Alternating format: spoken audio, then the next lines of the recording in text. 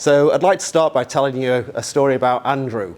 And Andrew was a young man who, it was late on a Friday afternoon, and I received a call, well, my office received a call from this young man who was quite desperate. He was quite upset on the phone, and he'd been accused of committing a sexual offence against an ex-girlfriend. And I was in a conference, I couldn't speak to him straight away, but my colleague said, well, look, Marcus will probably call you back later on.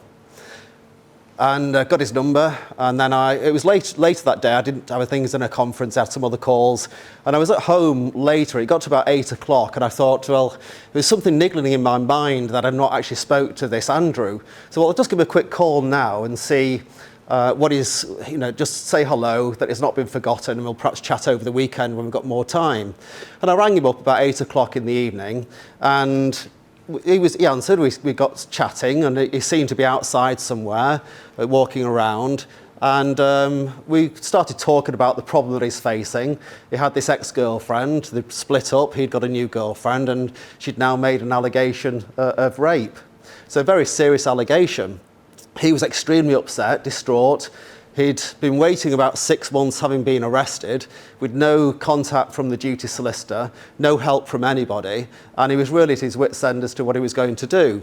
So we chatted around about half an hour, and after about half an hour I could hear lots of wind rustling, and he seemed to be walking, he was upset, he was crying, and I said, Andrew, where are you? You sound like you're outside, it's like 8 o'clock on a Friday, what are you doing?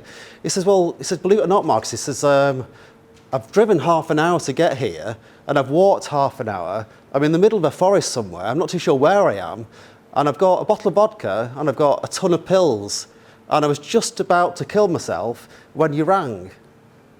And it just knocked me for six. And we spoke till about 10 o'clock that night, 2 hours on the phone. Managed to talk him around, have a chat to him about what's gone on, about his life, about the situation he's got into now, and how we try and resolve it. How do we work through this problem with him? And he started to see some sense in that, and didn't kill himself, fortunately. And we started working with him. And it was about 6 months, 8 months later, that we then had a letter from the prosecution service taking no further action. He'd not been charged, it was just under investigation. But the effect it has on people is profound. Just going through an allegation like that and how you deal with it. And that gives you an indication of how serious this kind of work is.